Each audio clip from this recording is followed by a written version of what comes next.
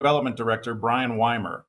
Brian is here to tell us more about the Transportation Master Plan, which is something that our Public Works and Development Department has been working on with really all the county as we see the growth that we've experienced recently in the county, and we anticipate the growth that is projected to come our way over the coming decade or two.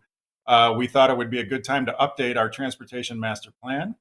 And tonight we're going to present that to you and give you an opportunity to ask the commissioner and Brian some questions about how we do the work that we do and what our plans are for the next couple of decades in transportation. So I'll let you know a little bit how this is going to work before I introduce Commissioner Sharpe. What we're going to do, if you're on the phone and you have a question for either of our hosts, you can dial *3, and that'll put you through to an operator who will screen your call and put you in line to ask a question.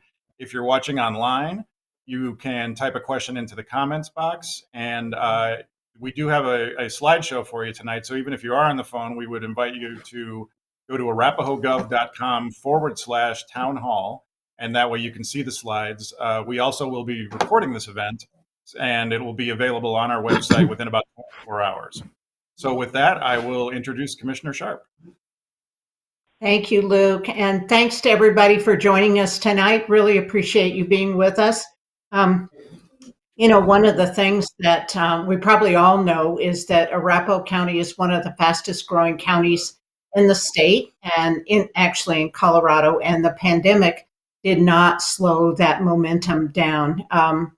Many of you, and thanks to your input, have provided information on our transportation plan because, we know that Arapahoe County is a great place to live and to raise a family and to start a business or work here. So, but transportation is extremely important because one of the byproducts is that people want to move here. That adds to congestion. And this growth places increasing demands on our transportation infrastructure in terms of the volume of traffic every day and the maintenance necessary to keep everything running as smoothly as possible. For the past few years, Arapahoe County Public Works and Development Department has worked closely with the Board of County Commissioners and other departments to create a transportation master plan, and that envisions how our transportation needs and challenges will unfold between now and 2040. So this project has been involved and it has been an extensive project with study sessions, research, consulting with our community and other stakeholders and public feedback from folks just like you.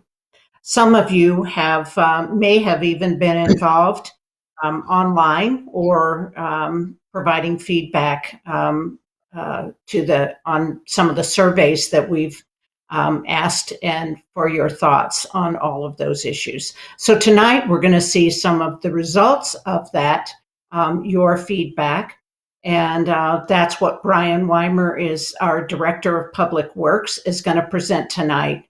And I just want to thank you all for being here, and for those of you that did participate. It's extremely important. As we know, it was very quiet during the pandemic and not too much traffic, but now we're seeing that we're kind of back to normal. So your thoughts and how we vision for the future, extremely important. So thanks again, and I'm going to now turn it over to Brian Weimer, Director of Public Works. Thank you, Brian, for joining us tonight. Thank you, Commissioner, and I'm really excited to be here to present a high-level view of the transportation plan. A little bit of my background: I'm Director of Public Works, and I've been with the county for 37 years. But prior to taking over the director's position, I was the Transportation Division Manager. So I've seen really three versions of a transportation plan that we've looked at throughout the county. So that's kind of my background. I'm glad you're all here, and I'll do a quick overview of this, and then we'll be ready to answer some questions. So you got slides for us? Next slide, please. So as Commissioner Sharpe mentioned, we do have a lot of growth that's occurring within the county, and um, the graph that's shown on the upper right of this is really showing that by 2025, we're going to exceed the population of City and County of Denver. And by 2050, it's being projected that we'll be over 1 million people in our population for Arapahoe County. So with that, we need to be planning for it. So this was a transportation plan that looked at and worked with the Board of County Commissioners, as Commissioner Sharpe talked about, the Transportation Forum within Arapahoe County, which is all the jurisdictions within the county, the municipalities. We dealt or worked with CDOT, RTD, Dr. Cog, and many of you as public stakeholders associated with this. As the county grows, we need to look at transportation services. And I use the word transportation services because this is a multimodal plan. It's just not about cars. It's just not about widening roadways. It's how do we move people, services, and goods. And that's really what we tried to look at. What we did is we studied existing conditions. We did a lot of forecasting and modeling based on where that growth might occur. We compiled values and information from the communities through surveys. We developed strategy goals, did a financial analysis with this. And the project started in April of 2020. We are looking at presenting it to the Board of County Commissioners for approval in November of this year. Next Wednesday, we will have the actual draft plan posted on the website for everybody. Typically, with these types of plans, you update them every 5 to 10 years. Our last plan was a 2035 plan, and this was a county-wide focus. So we looked at the entire county, irrespective of if it was in unincorporated or incorporated areas. And that's because transportation has no boundaries, right? It goes between jurisdictions. So we were looking at that. I think the other important thing to understand is while the county will be growing, outside of the county will be growing. So, 30 years ago, 40 years ago, the county, Arapahoe County, was kind of the fringe area. Now we are becoming the center of the donut, if you will. So folks are traveling through the county to get to their places of work, where they get services, and also traveling through the county to get back home. So we're accounting for all of that. And one of the major things I'd like to mention is while congestion is an issue, we can't build our way out of this congestion. So what we're trying to do with this plan, based on the realities that we have relative to our resources, we want to be maintaining the current level of congestion that we have. So the plan is focusing on those type of things and coming up with various solutions to do that. Next slide, please. The 2040 plan, we essentially had different goals, and those 4 goals were to promote efficient and balanced transportation system, an alternative transportation solutions, coordinate with the land use and the growth that's going to happen, and what does that transportation need, and then a strategic management and tracking approach to that. Each one of those had policies and strategies associated with that. So if I can give you an example, kind of under the first of promoting efficient and balanced transportation system, the goal was just that. Under that, we wanted to have a policy that would improve north-south and east-west connectivity in the rural areas of the county. one of the strategies to do that would be to preserve or reserve right of way in those rural areas. And that's how we looked at kind of the strategies, the policies, and how we would approach those goals. An example of that, where we were trying to preserve right of way in those areas, would be think of 6th Avenue as you go east of E470. Another would be extension of Manila Road to the south. Both of those would be examples of how we would implement the plan to accomplish these goals. Next slide, please. As was mentioned, we had a lot of public involvement, and we met with the public 3 different times, coordinated through surveys, virtually. And with that, we had maps that you could get on the website and identify where areas were. We asked for feedback. We did surveys, as I mentioned. And really, with that, some of the outcomes of it was that we had top priorities in our transportation system. And what we heard from you all was that congestion was the number one issue that we needed to address. Traffic safety came in a close second. In addition to that, roadway maintenance was a concern. Providing multimodal improvements, bike, ped, transit, microtransit, and even looking at technology as a solution, where we coordinate our signals, thinking into the future about how connected vehicles to our infrastructure and to each other would work. And so those are the type of things that we looked at.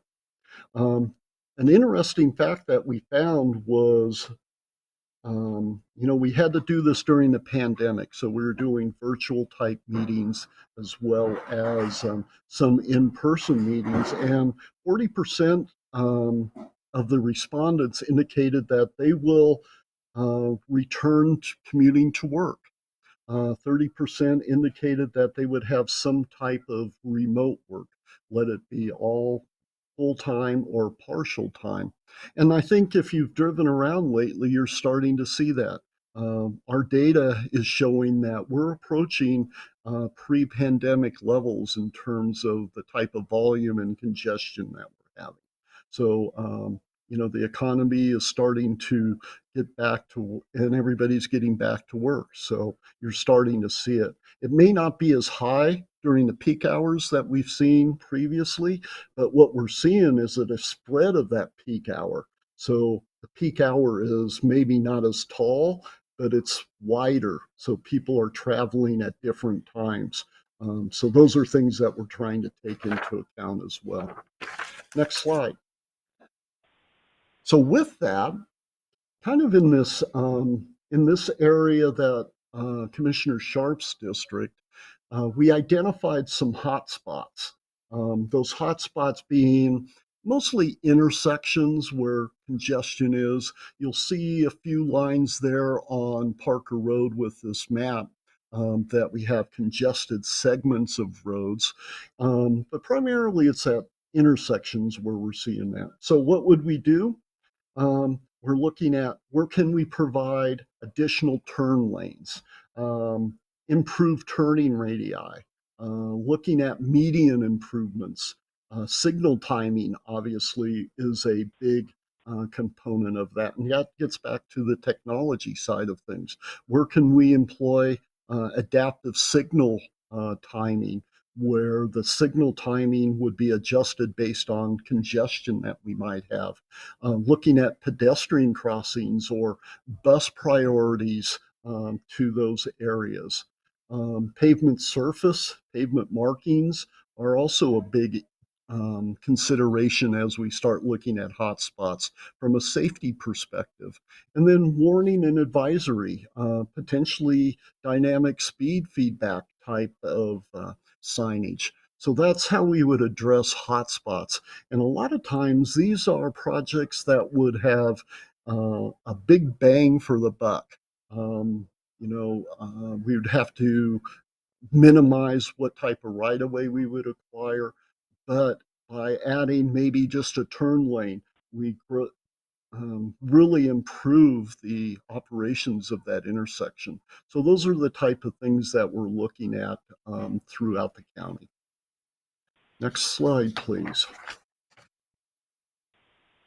In the western portion of the county, we're pretty built out. So, some of the projects that we've looked at in this portion of the county, a couple examples.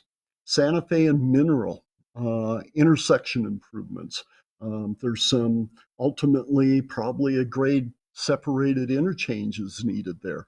But in the interim, can we put in quadrant roads? And those would be roads that would split quadrants. Examples of that would be maybe where the RTD parking lot is on the northwest corner of that intersection, providing um, a road that would allow for you to bypass that intersection in terms of making movements. So if you're traveling southbound, you would take the quadrant road to get over to Mineral and make the right turn there, as opposed to going through the intersection.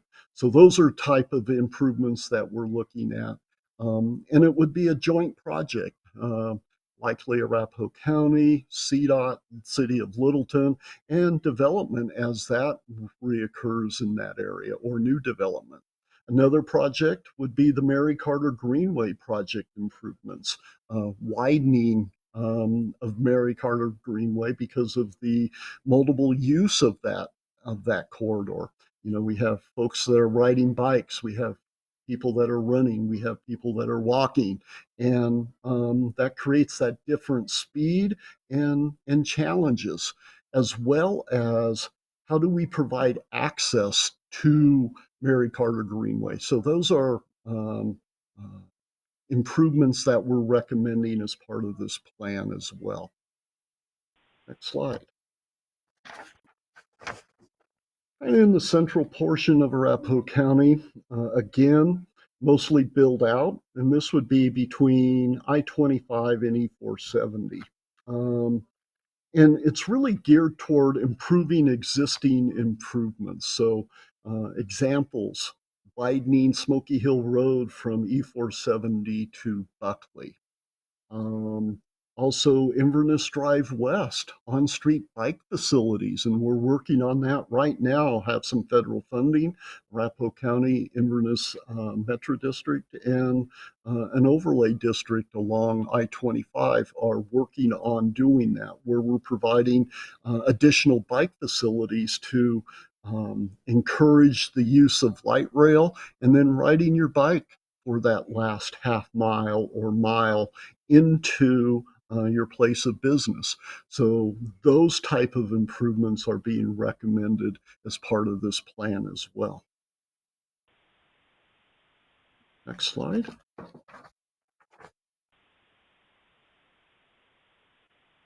Projects in the eastern portion of the county. Is that what we have here? Nope. We're looking at with this is, bike facilities, exploring transit expansion, BRT recommendations, bus rapid transit associated with this, and where can we put mobility hubs? And a mobility hub is where you bring all sorts of different modes of travel together and then allow them to disperse. So you might have light rail and bus and bike facilities that come together that you can use with that. There would be emerging technologies that I talked about. So those are the type of things that we've are recommending as part of this plan as well. Next slide. So some of the financial outlooks, and we're putting some final touches on this, but one of the things that we do is we look at performance measures, and we use that to track how well the transportation system is functioning, along with how well we are following or implementing the plan once it's adopted. These performance measures are being developed by following the priorities of users of the transportation system. So traffic congestion, how safe is our system, road conditions. One of the examples or one of the measures that we're going to use is, vehicle mile or vehicle hours of travel. And, what we've identified is that there's about 450,000 vehicle hours of travel per day. And that's going to grow to about 650,000 vehicles per day. What percentage of that is congested? Of those hours, right now we're about 22% are congested vehicle hours of travel on a daily basis. If we do not do these improvements, it's going to go to almost 50% of those vehicle hours into the future will be congested. But if we implement the recommendations that we're showing, will be about 26% of those vehicle hours. So it's increased to 0.65, but we've only went up about 2% in terms of the amount of congestion. So that's managing that congestion that I talked about. We'll also be looking at the amount of bike lanes that we've put in. We'll have mobility measurements. How are we moving people, services, and goods? And so it's important for us to track that. And there's a cost associated with that. And right now we've kind of estimated that to be about 250 million. That's not all county responsibility. There will be development responsibility. There's federal funding opportunities. CDOT certainly has a role in that. Our cities have a role in that. And so those are the type of things that we're looking at as part of this plan and what that really means and the costs associated with that to get those levels of service that everybody would like to see within the county. Next slide.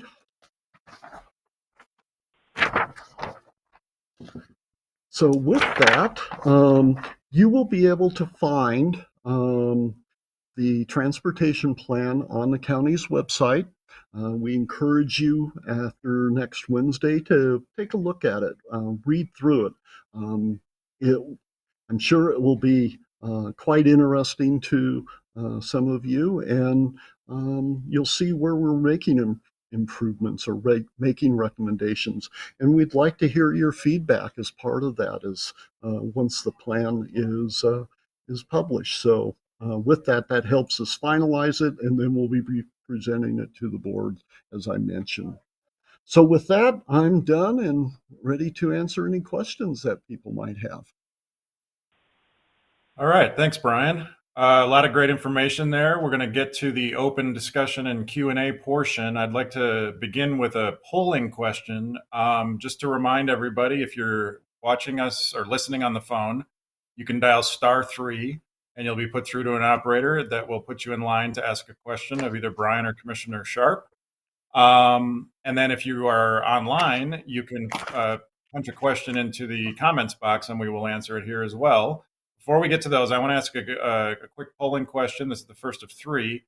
This is specifically about transportation. As Brian mentioned in the slideshow, congestion and safety seem to be most people's top priorities. I'd like to ask that of the folks on the call. If you're dialing in, please press 1 if your top concern about transportation in Arapahoe County is traffic congestion. Press 2 if it's safety.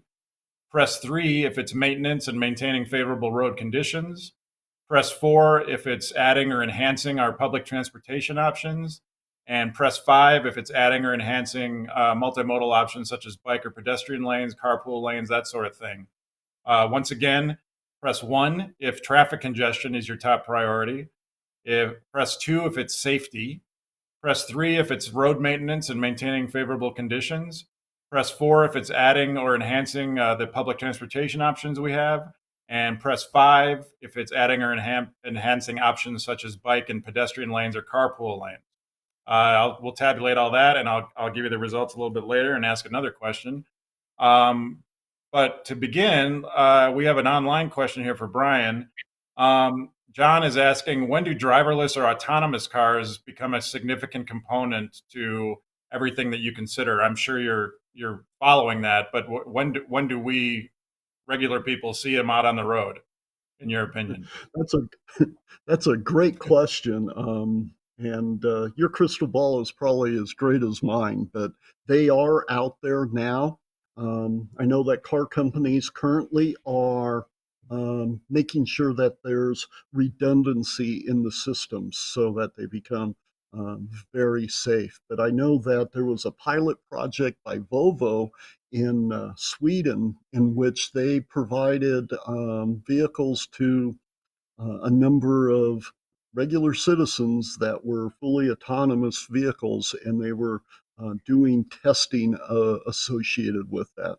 I would suspect that we'll start seeing that really coming on board probably within the next 10 years, that you'll see that autonomous vehicles and really becoming part of it. I think the other component that you'll start seeing is actually electric vehicles and more electric vehicles, primarily with the greenhouse gas issues that uh, the state is talking about, as well as the federal government. So those are technologies that will be coming forward, and our plan is trying to accommodate that. If you remember, I did talk about vehicle to infrastructure and vehicle to vehicle connectivity, and our plan's trying to build that into our system so that we're ready to take advantage of that as they become available. Is that the kind Brian, of thing you have to be proactive about, or is it more like responsive to the trends of something like Yeah, like I think it's electric? going to be more responsive to the trends in the industry doing that. But as part of 5G coming online, that really becomes the trigger for that infrastructure to vehicle and vehicle to vehicle connectivity. I was Commissioner Sharpe, wondering, Brian, if you could, yeah, thank you, Luke. I was just wondering, Brian, if you could talk about what needs to be done in the road system to really accommodate vehicles, and how much work has to be done throughout. You talked briefly about the system, but about the whole system. I mean, we've got residential roads, and we've got to major highways that, and what needs to be done there. I think really it will be the major highways that become the pilot associated with it, where that's going to occur. If you're looking at autonomous vehicles, roadway striping is going to be major component, because that's what the vehicles are looking at to keep in lanes. You will need to have connectivity to infrastructure. That connectivity is typically through 5G, so you'll have various towers where you have that connectivity. So that will be a couple of major components. Getting into local roadways, I think that's way down the line. I would see it really occurring within major highways, then to our arterial systems. And I'm not sure that we'll really get to collector roadways with that, but we'll have to have very good striping, lane marking, signage, that all are part of the vehicle looking at our infrastructures to be safe. So hopefully that answers your question, at least at the high level.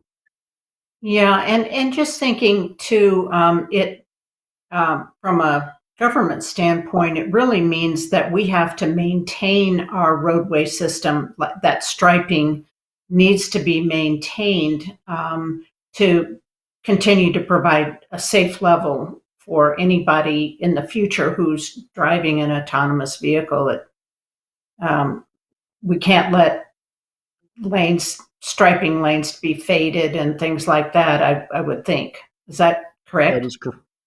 Yeah, that is correct. Because the vehicles will be using that lane marking to identify where they need to be within the roadway. And without that, without being able to read that, um, it's kind of a free for all at that point. The vehicle does not know where to go. Mhm.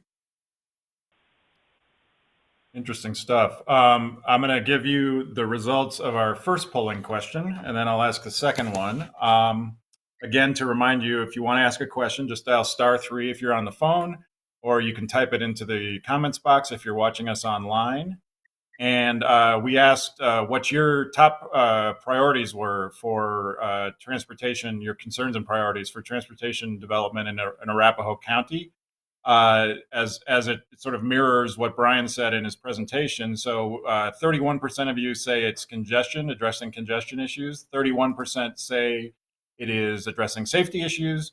24% say that it's addressing, what was the third one?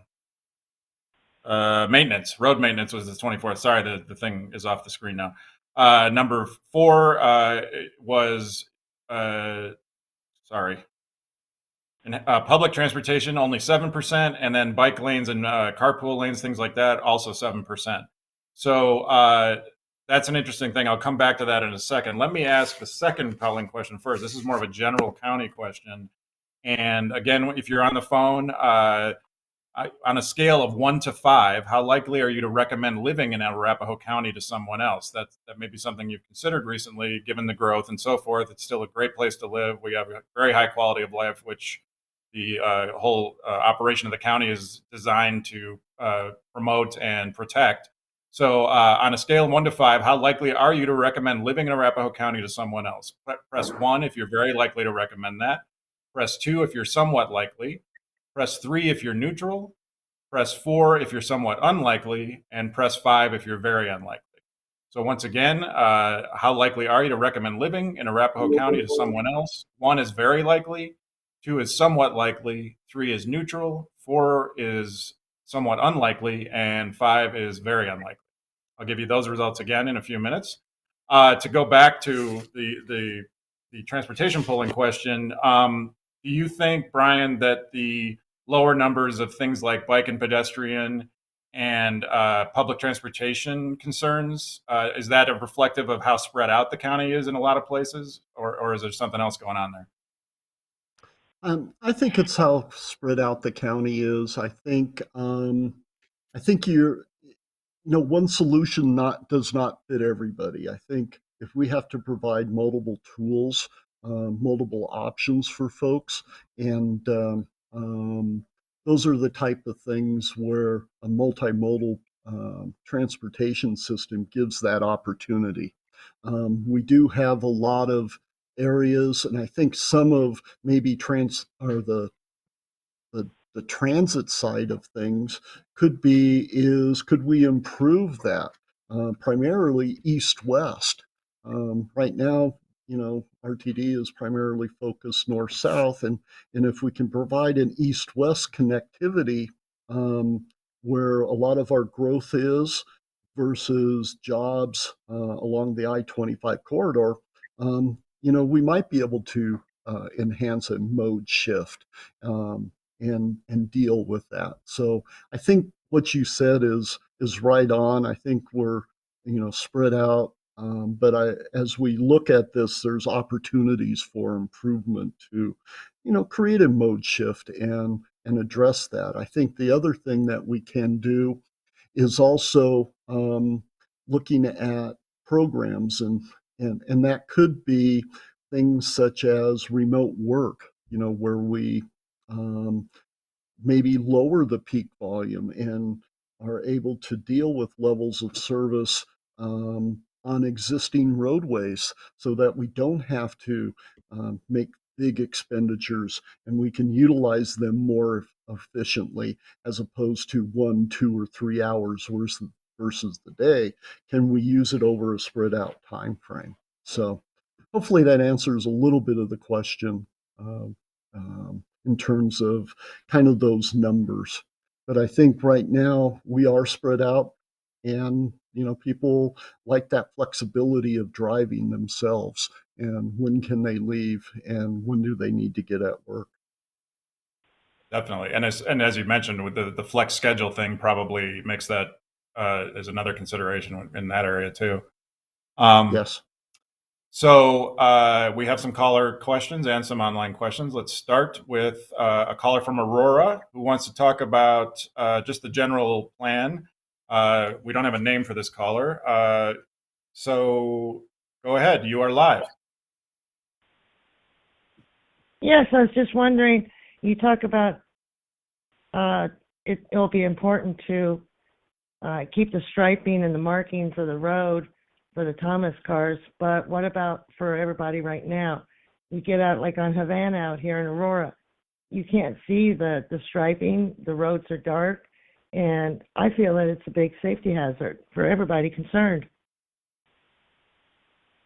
Yeah, I think maintenance is a big challenge for all the jurisdictions. I know it's a major challenge for us within Arapahoe County with the resources we have, and it's about prioritization and having trade-offs. And I know, and I can't speak for Aurora; they're the ones who maintain that area, but I can speak for Arapahoe County, and we're always balancing of filling potholes versus striping versus replacing signs, and looking at different types of materials in terms of what type of striping are we using, what type of paint, and how can we make it last longer. We live in a very harsh environment, and snow plowing and the sun, winters really affect the condition of the roadways that we have. So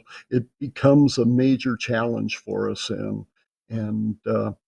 it's going to have to be something that is certainly addressed into the future when we talk about autonomous vehicles. But even right now, how do we do that? How do we provide that level of service that uh, expectations that folks want? And I know the Board of County Commissioners is very concerned about that, and looking at ways of providing Public Works with additional funds so we can provide that opportunity within the budgets that we have right now. And so that's what we're doing right now in our budget process. And it looks like we may get some additional funding from some savings in other areas. And thanks to the board, hopefully we can do that. And just for all of you on the call, this is the time of year when we would determine the budgets for the coming year. So this will be news that we'll be putting out there over the next month and a half or so. That leads to another question of how do you prioritize projects right now? So right now, our biggest investment in what we have from a maintenance perspective is our paved roadways. And those are, if we let those deteriorate too far, a dollar's worth of maintenance becomes 10, 15, $20 worth of reconstructing that pavement.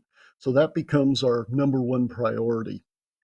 And we try to shift a lot of our resources to that. Um, we do have pavement management system. It helps us spend our money in the most effective way we can. We also have a bridge management system, a traffic signal system, a asset management system for our signs, our striping. So we use those systems to help us be as efficient as we can in terms of the money that we have and make the dollars we have go as far as we can.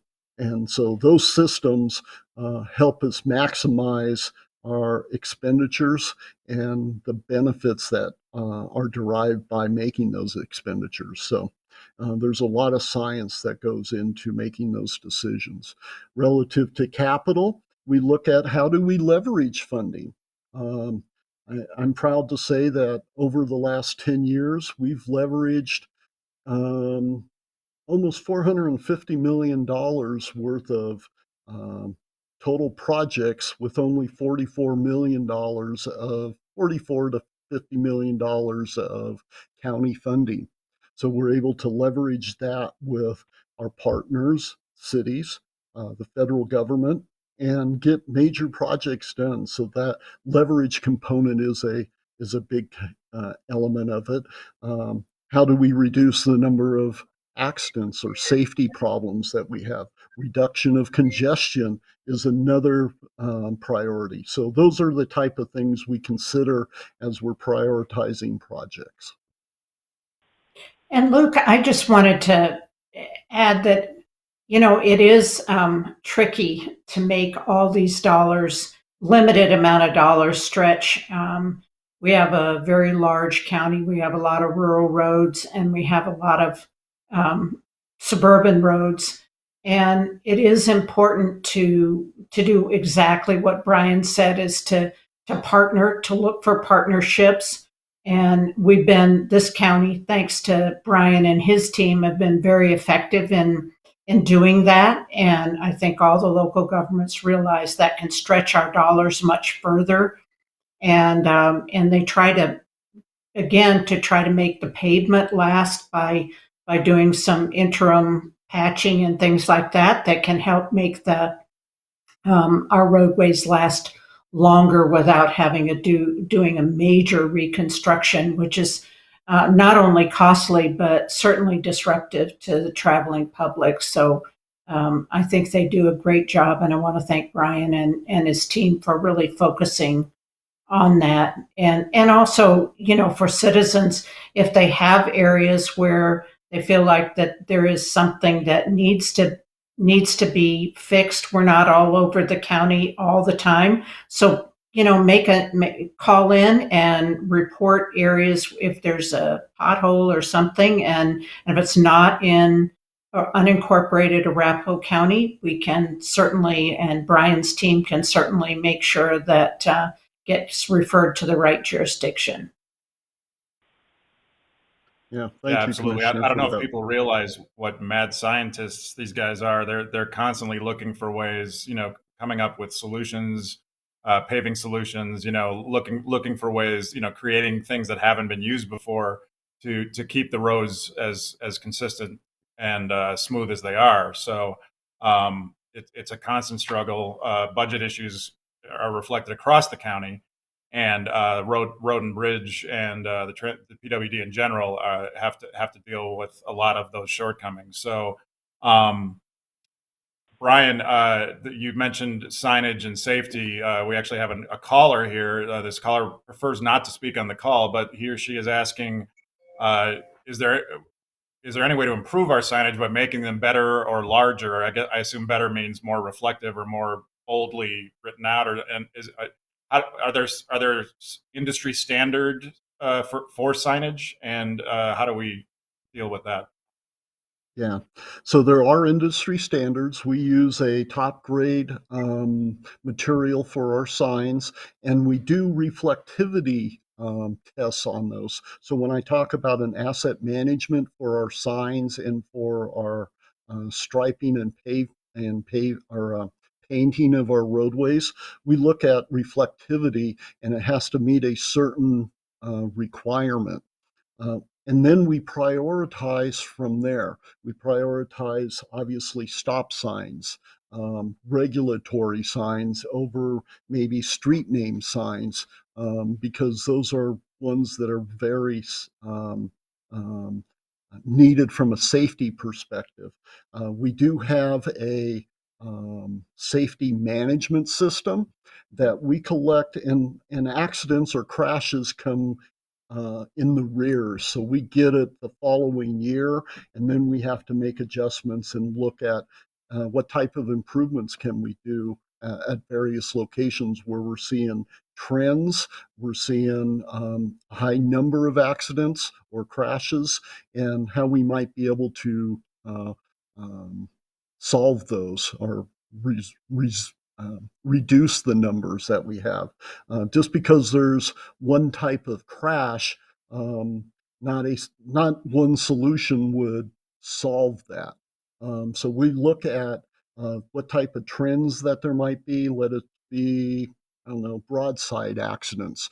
And so maybe it's changing the signal timing at a location, providing a protected left turn lane. And those are the type of things that we look at to that level of detail at various locations. So from a signage perspective, we use the highest quality and we do reflectivity, and then we evaluate where the accidents are occurring and what type of improvements would reduce them. And just to follow up on that, we have an online question that sort of asks about standards. Are standards, are they state by state, county by county, national? Like how does that vary, and how do we like address that? Because I know in our county particularly, we have a lot of roads that start in one county and end up with us, or vice versa. Yeah, we try to standardize that across jurisdictions. For like pavement materials that we're using, asphalt that we're using. There was an organization that I helped found 20 plus years ago called the Metropolitan Government Pavement Engineers Council, and that prior to that formation, there were like 66 different mix designs for asphalt.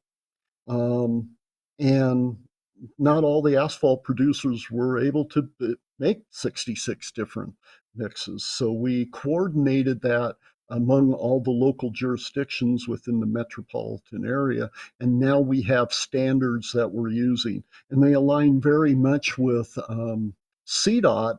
But remember, CDOT, Colorado Department of Transportation, are dealing with different types of roads. So their asphalt mixes are different than the needs that we may have within a cul-de-sac. And so those are the type of things that we're looking at standardizing. We also have federal guidelines. So for traffic control devices, it's a manual of uniform traffic control devices that we all follow. All the municipalities follow those type of standards. So for the most part, we have pretty much standards that each other follow relative to the infrastructure that we're building. Interesting. I'm going to give you the results of our second polling question and then ask a third. We asked on a scale of 1 to 5, how likely are you to recommend living in Arapahoe County to someone else? 39% of you said very likely, 22% said somewhat likely, 22% are neutral, 13% are somewhat unlikely, and 4% said very unlikely. We would love to hear from you about why those of you who fell on the more unlikely side of the spectrum, what is it about the county that's making you a little more dubious? Because typically we get very strong, highly recommended type recommendations for these things. So we'd love to hear more about that, as well as about this question, this final polling question I'm going to ask you before we get back to the audience questions.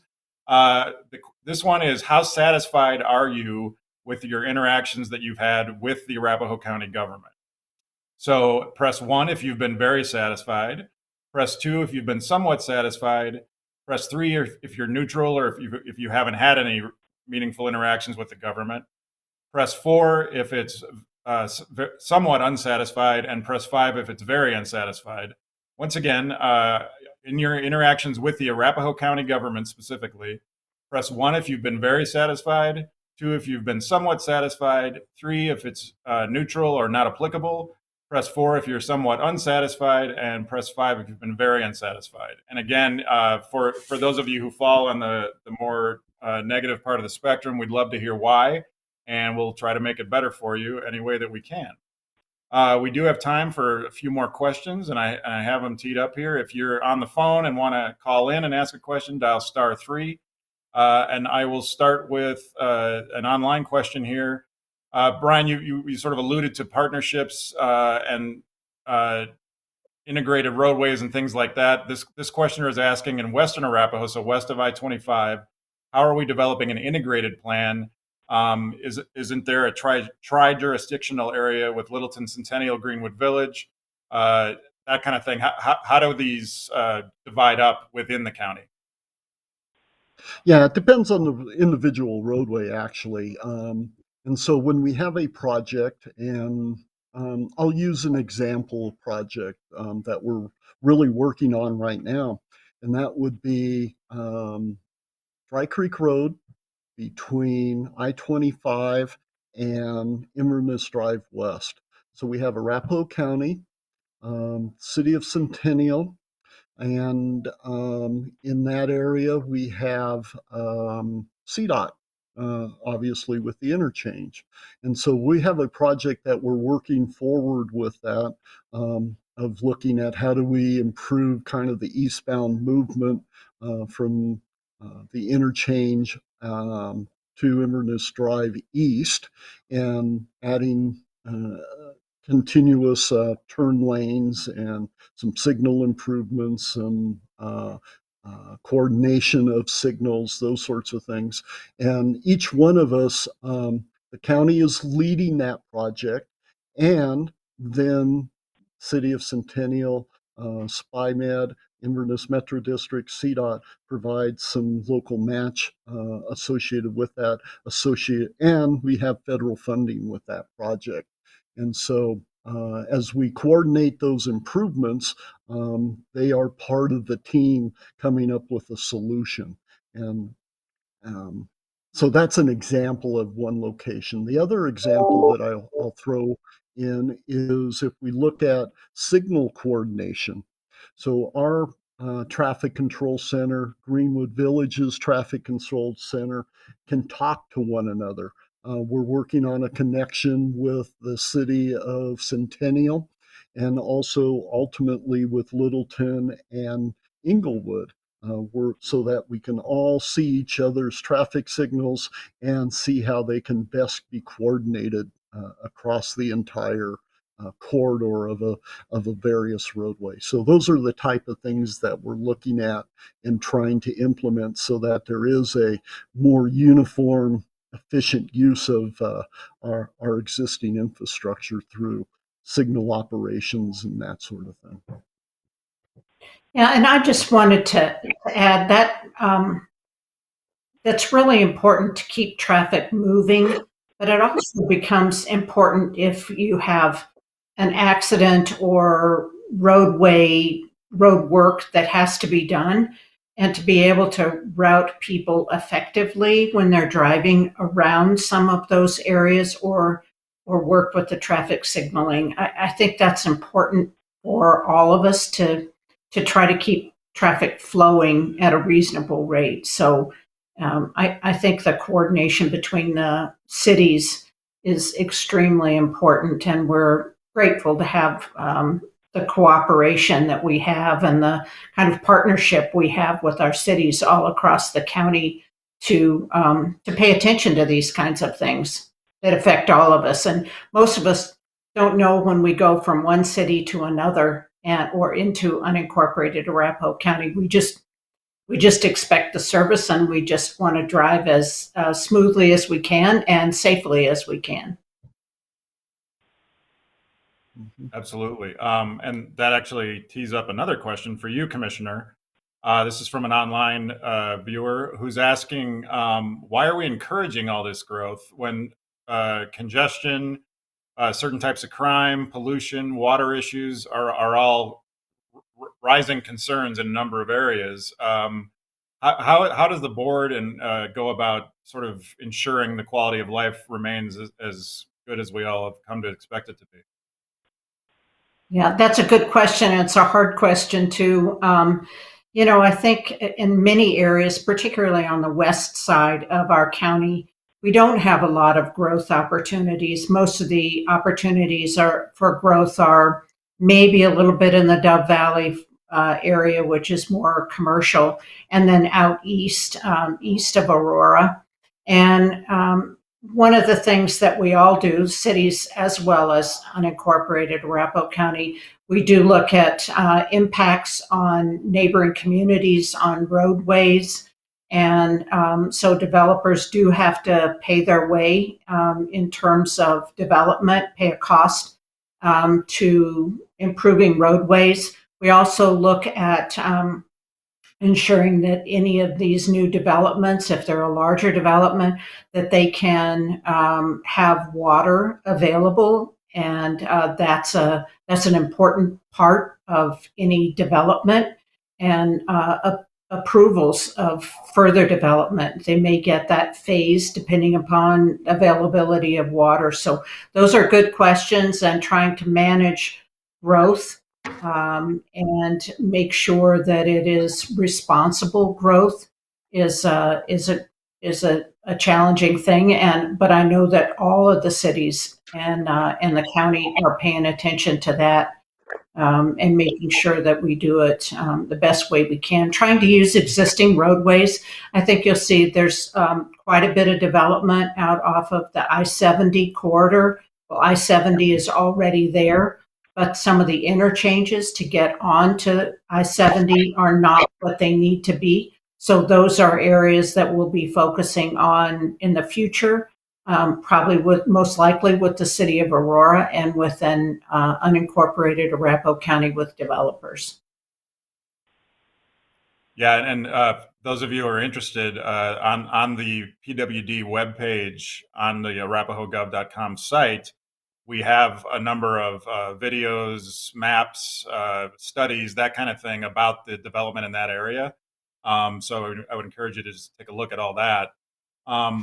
We have time for another question or two. I'm going to give you the quick poll results about interactions with the Arapahoe County Government. 23% of you have been very satisfied. 18% have been somewhat satisfied. 36% are neutral or it's not applicable. 18% have been somewhat unsatisfied, and 5% have been very unsatisfied. As I mentioned, we would love to hear from you about what we can do to make our services better for you. So feel free to call or email. Communications services at arapahogov.com is the email for our communications department, and we can make sure that your question gets to the right people. We have one more phone caller here. This is Sue in Centennial, who has a question about growth. Sue, you are live. Hi, my question was if you're already concerned about trying to balance the traffic with what we have in existence, my concern is with adding more to the area, how that's going to be managed, because I think the last thing I heard was maybe 600 plus units being added to South Glen Mall. I thought I heard of an industrial complex being built. I don't know if that was around I-25 and Dry Creek, somewhere around there, I'm not sure. And then also I heard of an idea of putting in more fast food restaurants between Dry Creek and I don't know how far north that went, maybe Orchard or Arapahoe. So I was just concerned with all these plans to build up growth, and then we're trying to manage what we have. Like, how is all that going to be managed, or are there plans in place already? Either one of you are welcome to take that one. You want me to kick it off, Commissioner? Go ahead. And some of the questions I think were certainly with regards to South Glen is within the city of Centennial, and I know that they are very focused on the concerns that citizens have expressed. I actually live north of South Glen, and so I would say I'm concerned about that too. I remember I've lived there a very long time, and I remember when Highlands Ranch, that has been a long time, when Highlands Ranch really began developing, and the increased traffic on University coming north. So I appreciate all of those concerns and hear you. But Brian, you want to talk about how those things are addressed certainly there's a public process that developers go through, and that citizens have the opportunity through a planning commission or through the city council, or in our case, the Board of County Commissioners can express their concerns and hopefully try to influence that's the plan, to influence what can be done to the best of our ability, how we can make any development really the best that it can and minimize impacts. But Brian, I'll turn it back to you. Okay, thank you. I'll start at the high level, and that is, where this all starts is at the comprehensive plan that each jurisdiction has. And in those plans, it looks at the mix of type of land use, and that really integrates with transportation. So if you think about the I-25 corridor, there's starting to be a push of live, work, play in a general location. And so that you don't have to drive to work, you can use alternative modes, reducing that congestion. It also looking at, hey, you don't have to maybe drive to the restaurant, that you can walk, you can stay in that general area. So that's at the high level that we start looking at what that integration of planning goes into from a land use and perspective, as well as what type of traffic generation. Then you get into what Commissioner Sharpe was talking about, and that is the specific land development plans that are being proposed, and how are they mitigating that transportation? What type of land use integration or different types of land uses are they proposing, and what is the mitigation that they're providing for various uses? And are they close to a transit facility, and can we get people there by walking as opposed to driving? And so there's that specific land development plan that shows how all the complete streets are being integrated.